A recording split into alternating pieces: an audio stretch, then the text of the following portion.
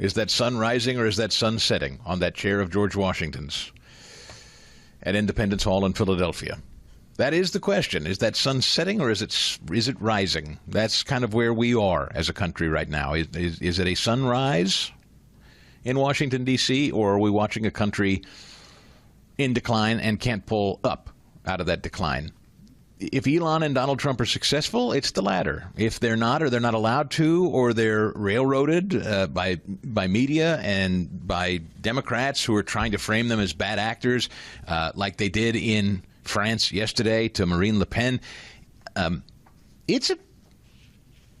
this is one of those time of choosing moments, not just here, but across the globe, really.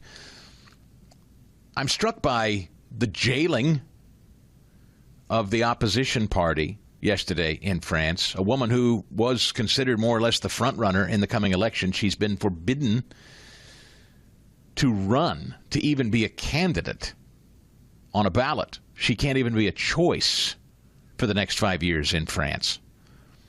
In response to the ruling, Tammy Bruce over there at the State Department, our friend, said it was concerning to exclude people from the political process and pointed to the aggressive and corrupt lawfare waged against President Trump. The ruling plays directly, writes the Wall Street Journal, into the growing transatlantic debate over democracy, rule of law, and political legitimacy.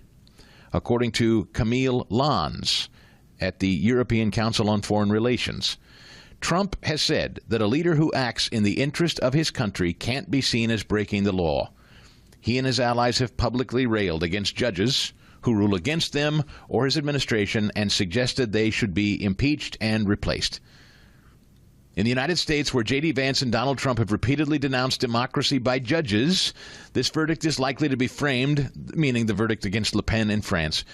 This verdict is likely to be framed as further evidence of European overreach and democratic decay, said Lans. Of course it is.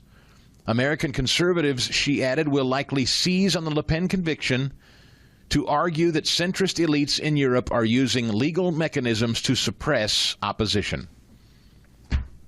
Well, what else do you call it? The move to bar Le Pen of the National Rally Party comes only months after Romania's courts overturned the first-round results of a presidential election on the grounds that the winner benefited from Russian influence on a TikTok campaign. Sound familiar? Russia, Russia, Russia? See, it works everywhere it's tried. Thankfully, we have a system that's strong enough that it can withstand it for now. Election authorities forbade him from taking part in May's do-over election.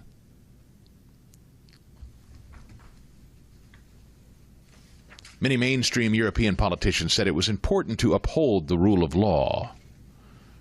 Broadly speaking, much of the voting public agrees. Well, of course, because if you frame it that way, I'm upholding the law. We're upholding the law. That's why you got to be very careful politically as you navigate this stuff. When you talk about impeaching judges, this is why I say, I bet there are some of you, I can hear some of you say, but Stigall, you said last week we shouldn't talk about impeaching judges. Correct. I did. Because it's bad politics. And now we're talking about something different. We're in a messaging game here, folks. We're in a messaging war, and messaging still matters. Yes, I know, truth, justice, the American way, right and wrong, but this isn't a 90-minute superhero film. This is a long game. It's a strategic game. It's a fight for the attention, the consciences of people who don't pay attention to this stuff like you and me. And here's where, respectfully, some on our side get it wrong. You can continue to point out that judges are trying to, and they are, obviously, they're trying to jail and thwart Donald Trump and his progress. They're trying to impede getting rid of illegals, violent illegals in our midst. They're trying to impede cutting government waste, fraud, and abuse. They're trying to impede it. And of course they're Democrat appointees. Of course they're political operatives. And Trump should keep hammering that. And Vance should, and all of us should. We should keep telling that story. Everyone knows why Donald Trump won this last election. Everyone understands what Donald Trump's goals and ambitions are for the country. He was clear about it. He laid it out, and it won. It won bigly back in November. There's no confusion about what Donald Trump and Elon Musk are doing and what they stand for. And the American public knows what they voted for. They know. But what they don't want, and I'm not talking about you and me. Listen, calm down. You got to have some nuance here. Don't get mad at me and start pounding out posts on X and emails. There's politics. And there's a way to handle this. And when Mike Johnson comes along and says, you know, we in Congress can just get rid of some of these pipsqueak judges. We don't need all these federal district judges. We can just get rid of them. That's the way to go. That's the message that Congress needs to take up. Again, I go back to Congress needs to get on the stick here and act. They need to take some active participation in what Trump is trying to do all by himself. And they're not right now. They're dallying. They're dragging their feet. I don't know what they're doing. They're meeting behind closed. I don't know what they're doing. But they're not particularly leading. They're not driving the message. They're not promising that they're going to codify into law all of the spending cuts that Elon Musk is finding right now. And that's Republicans, too. Because, frankly, a lot of them benefit from the gravy train.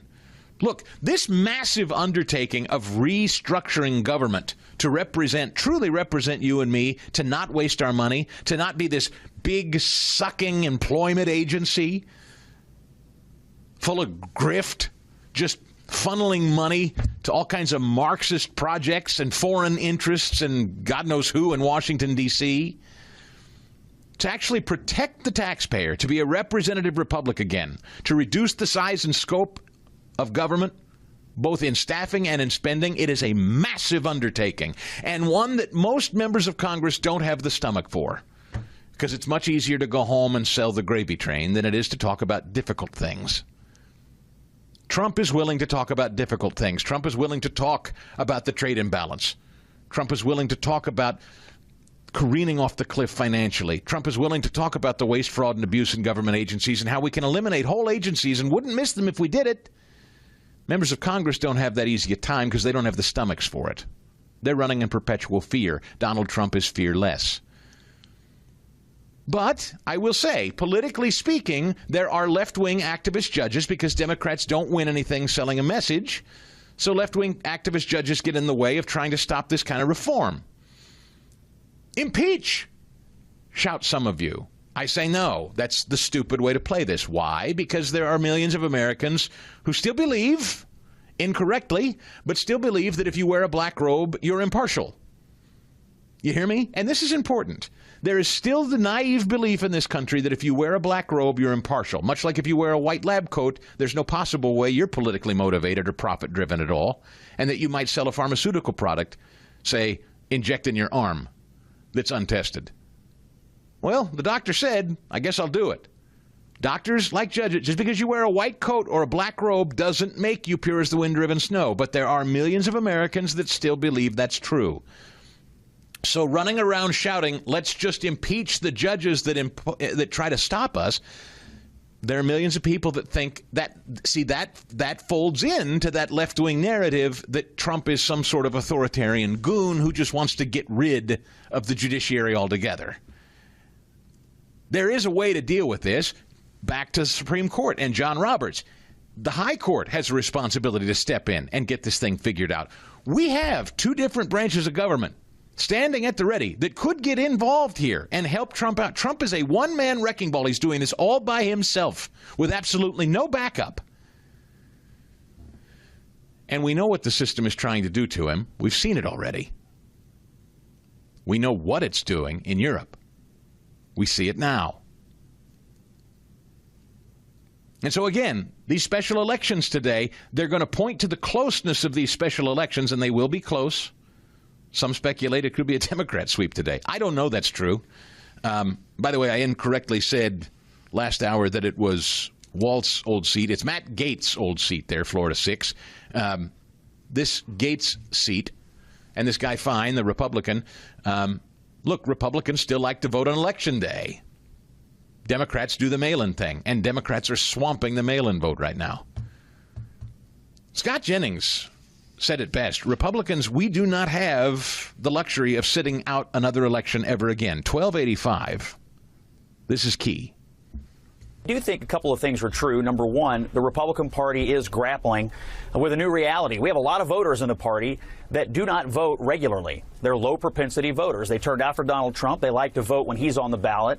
But even in the November election, you saw people show up, vote Trump, and then leave the rest of it blank. One of the things the party has to do is condition those people to show up even when Donald Trump is not the person they're voting for. Number two, I think the Elon Musk point that you played earlier about the future of Western civilization, I actually think this is a key issue the Republicans ought to lean in on. It's not just a one-off election when you're voting in the Wisconsin Supreme Court race or some congressional special election in Florida. These things matter. There are ripple effects. A vote here causes major implications on policy down the line. So I think Elon is actually onto something with that messaging, and I hope Republicans, especially the new ones who aren't regular voters, take it to heart.